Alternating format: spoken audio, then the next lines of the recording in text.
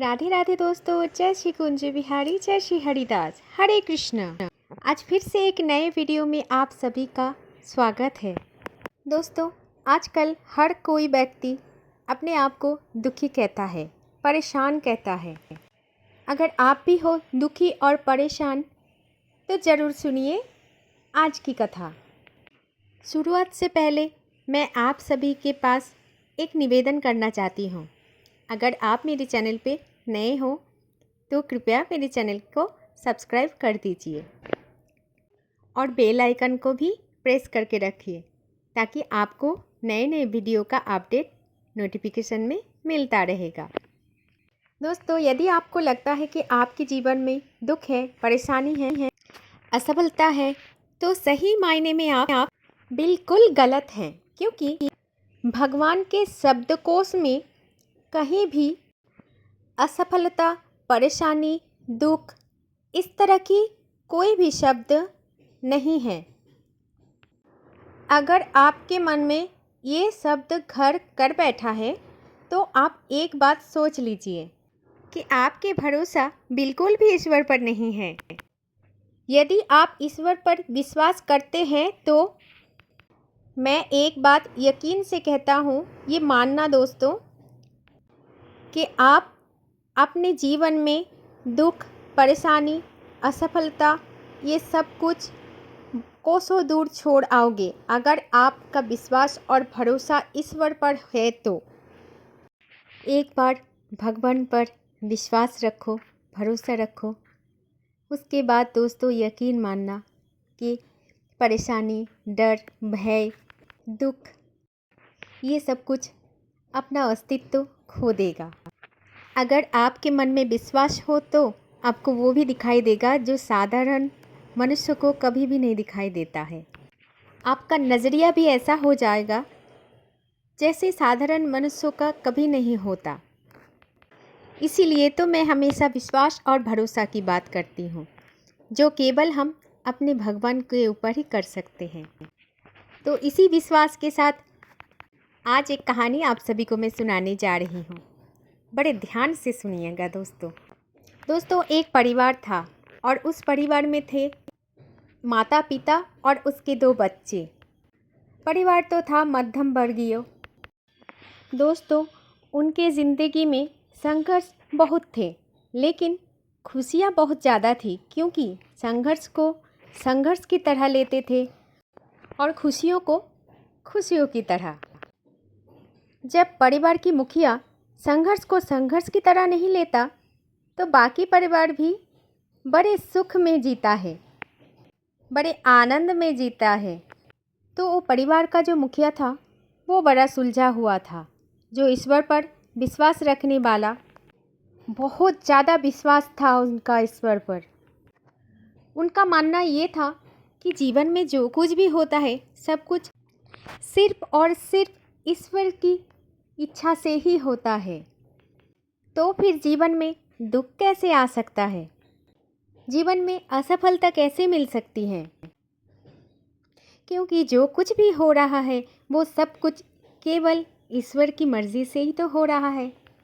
और ईश्वर की शब्दकोश में कहीं पर भी दुख, कष्ट, असफलता, परेशानी ये होता ही नहीं हो।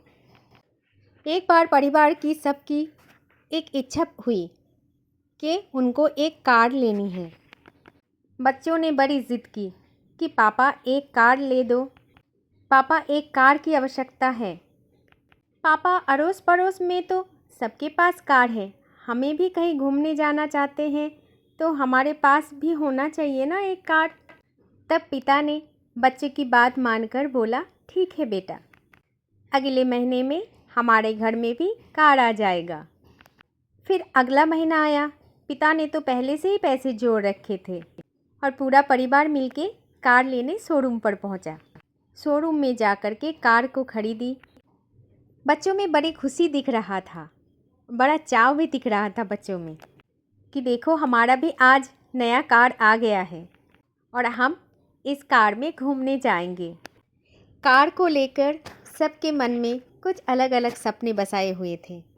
फिर पिता ने कार लिया, उसके बाद पूरे परिवार को कार में बिठाया कार में बिठाने की बात, जैसे कि पिता को तो विश्वास था ईश्वर पर, इसीलिए पिता ने बोला पहले हम मंदिर चलेंगे, क्योंकि मुझे सबसे पहले भगवान को ये कार समर्पित करना है।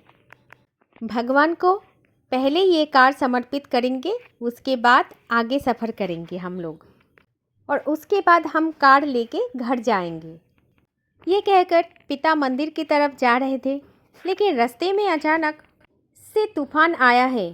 कार जो है सड़क के साइड में खड़ी कर दिया, और देखते ही देखते अचानक से तूफान भी बढ़ गया, और पिता ने कार जिस पेड़ के नीचे खड़ी की थी वो पेड़ कार पर ही गिर गया था, और पूरी कार तहस नहस हो गया। नई कार थी और अभी शोरूम से निकलकर लेकर आए थे। लेकिन दोस्तों, पूरे परिवार को कहीं पर भी एक खरोच तक नहीं आया था। फिर आस पड़ोस से लोग इकट्ठा हो गए। फिर लोग आकर परिवार वालों को कार से बाहर निकाला। पूरा कार तहस नहस हो गया था। लोगों ने कहा कि नई कार है और अभी अभी निकलवाई है, बच गए आप लोग, और शायद ये कार ही आपके लिए अशुभ होगा। शायद सही मुहूर्त में आपने खरीदी नहीं है ये कार को। ये सब कुछ देखकर बच्चे बड़े उदास हो गए थे, लेकिन पिता के चेहरे पर सुकून था, कोई भी उदासी नहीं थी। कार का तो इंश्योरेंस था, क्योंकि कार तो अभी नई ही लिया था। इसके बाद वो कार की जो कंपनी थे उसको वापस भेज दिया गया, और इधर अड़ोस पड़ोस के लोग भी बोल रहे इस कार को बेच दो, ये कार तो अशुभ है। लेकिन पिता हर एक की बात सुनते थे और मुस्कुरा देते। उन्होंने इस कार को कार की कंपनियों के पास भेज दिया था, क्योंकि कार का तो इंश्योरेंस था और रिपेयर भी हो गया था, और नया बन के फिर से घर वापस लेकर आ गए थे। इस बात को देखकर अड़ोस पड़ोस के लोगों ने कहा, ये तो वही कार है ना जो आपने नई ली थी, और वही अशुभ कार आप फिर से क्यों घर लाए? नया कार क्यों नहीं लेके आए? उसी कार को ही क्यों ठीक करवा दिया? आपको तो एक नया कार लेना चाहिए था। अड़ोस पड़ोस के लोगों की ये सब बातें सुनकर पिता ने बस एक ही बात कहा कि मैं मंदिर से जाकर आता हूँ और फिर सब कुछ सबको बताता हूँ। उसके बाद पिता ने अपने परिवार को साथ लिया और फिर मंदिर की तरफ गए। मंदिर जाकर पूजा भी किया, और फिर वापस मोहल्ले में आए तो लोग पूछा कि आप बताइए कि आप क्या कहना चाहते थे। हम तो बस ये जानना चाहते हैं, ये कार तो अशुभ है, फिर आप नए कार क्यों नहीं लिया, उसी को क्यों रिपेयरिंग करके लाया?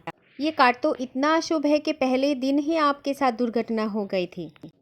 तो इन बातों को सुनकर पिता ने बस मुस्कुराते हुए कहा, आप सभी को दुर्घटना दिखाई दे रही है, लेकिन मुझे तो ये दिखाई दे रहा है कि सिर्फ और सिर्फ इस कार की वजह से ही हमारा पूरा परिवार बच गया है, क्योंकि हमारा पूरा परिवार कार के भीतर था और पूरे परिवार को कोई भी खरोच तक नहीं आया। हम तो सड़क के किनारे खड़े हुए थे। जब पेड़ कार पर गिरा था तो कार तहस नहस हो गया था, लेकिन एक खरोच तक अपने परिवार को नहीं आई। कहीं तो बड़े बड़े एक्सीडेंट भी हो जाता, बड़ी बड़ी दुर्घटना भी हो जाती, और परिवार इसी तरह से बच जाता, तो भी मैं कार को नहीं बदलता, ना ही उसके बदले कोई दूसरा नया कार लेके आता। ये कार बिल्कुल भी अशुभ नहीं है, बेहद ही शुभ है ये कार। इसने तो बस अपने परिवार की जान बचाई है।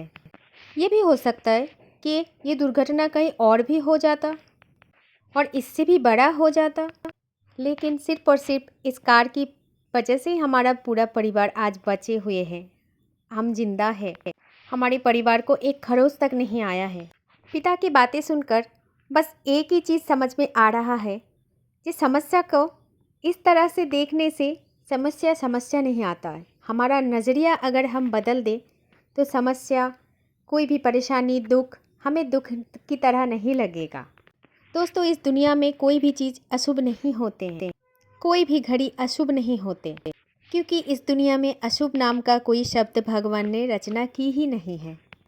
क्योंकि दोस्तों, अशुभ नाम का शब्द नहीं है ईश्वर की शब्दकोश में।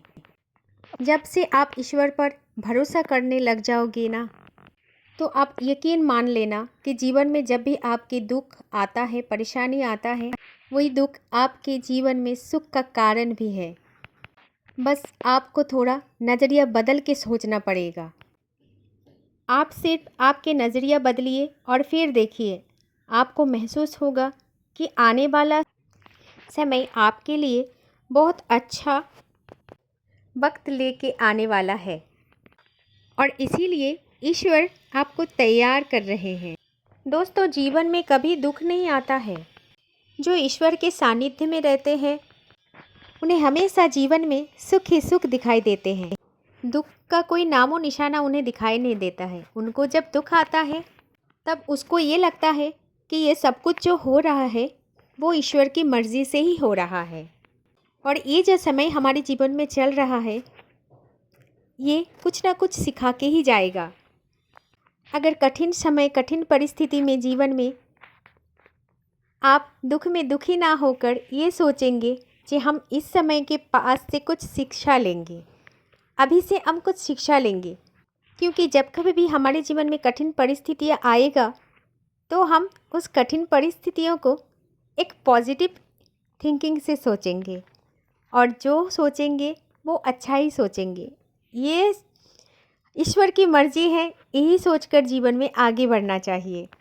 जो दुख के समय, परेशानी के समय हमारे जीवन में आ रहा है और इस समय को हम बेहद दुख और परेशानी समझ रहे हैं, संकट समझ रहे हैं, ये समय ईश्वर इसलिए लेकर आए हैं क्योंकि अच्छा समय आने वाला है और अच्छे समय की नींव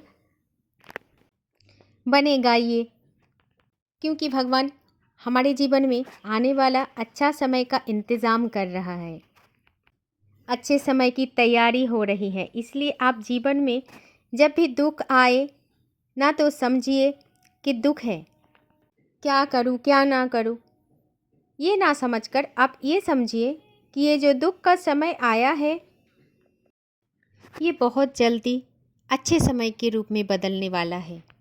और इसीलिए दोस्तों, इस समय में आप कभी भी खाली ना बैठें, परेशान होकर, दुखी होकर बिल्कुल भी एकांत में ना बैठें।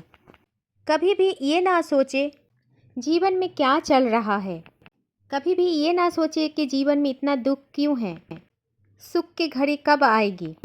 दोस्तों, क्योंकि सुख की घड़ी की तो आने ही है, वो तो निश्चित है। और यदि आप ईश्वर की सानिध्य में हैं तो आप दिल खुल के तैयारी कीजिए, क्योंकि ये दुख का समय आपकी तैयारी का समय है। भगवान पर प्रगाढ़ विश्वास रखिए, भगवान के प्रति विश्वास के ऊपर कभी भी शंका मत कीजिए।